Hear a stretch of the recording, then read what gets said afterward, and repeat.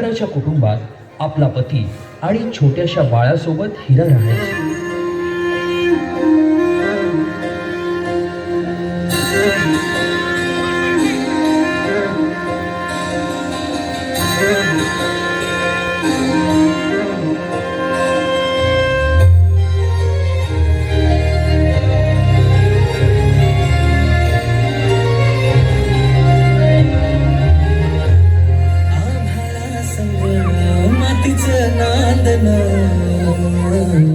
जीव झाला चकवा चांदन, आभाळा संग मातीचं नांदन,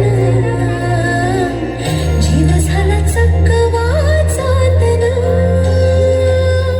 दिवसाच दिसत्यात तारयान भामध्ये, दिवसाच दिसत्यात तारयान भामध्ये.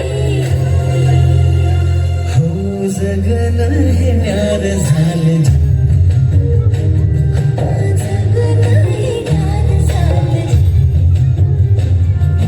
जगन हे न्यार झालं,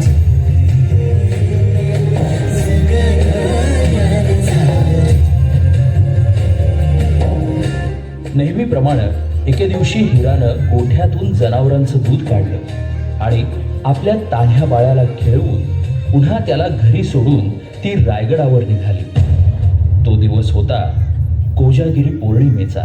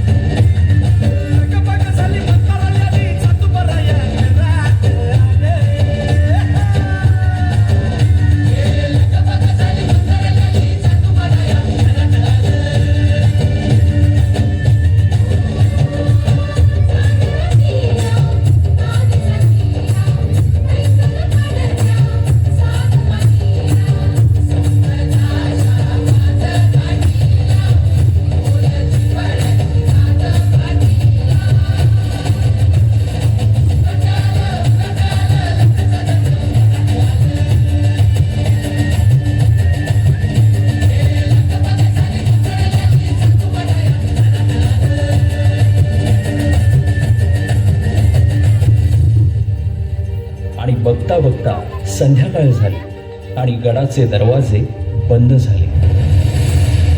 माझं बाळ एकलं आहे घरला.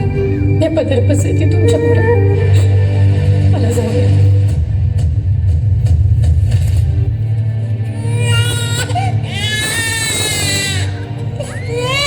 दमलेला जीव पुन्हा उमलून येई, कानी येते हाक जेव्हा आई आई आई.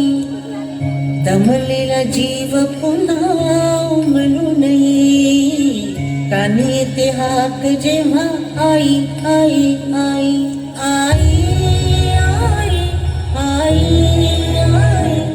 आई आई आई. कुठून तरी रस्ता असेल ना, एवढा मोठा गड. त्याचा जो पश्चिमेचा कडा आहे, तिथं न तटबंदी न बुरुज, कडा असा भरगतून सका, तिथून फकस्त वारावर येतो आणि पाणी खाली लागतो. पण माझं बाळ, आई भवानी राहील पाठीशी उभी. आई भवानीला समधीकडे पोचता येत नाही म्हणून तर तिनं आई बनवलं. पोटासाठी जरी रोज हिंडते पाऊल, कान घेते क्षण क्षण पिलांची चाहूल.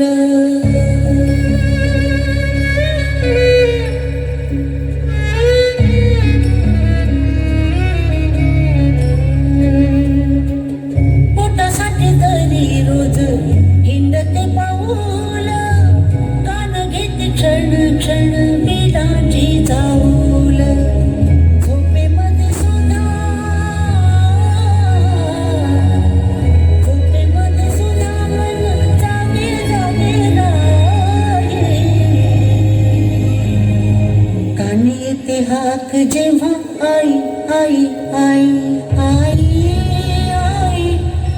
आई आई आई आई आई राज आज्ञेमुळं दरवाजा उघडणं शक्य नसल्यानं तिचं म्हणणं कुणीच ऐकेना. आता हिराच्या डोळ्यासमोर येत होतं ते म्हणजे तिचं घरी एकटं असलेलं तान्हं बाळ. त्याच्या आठवणीनं व्याकुळ झालेल्या हिरानं किल्ल्याच्या कडावरून खाली उतरण्याचा निर्णय घेतला.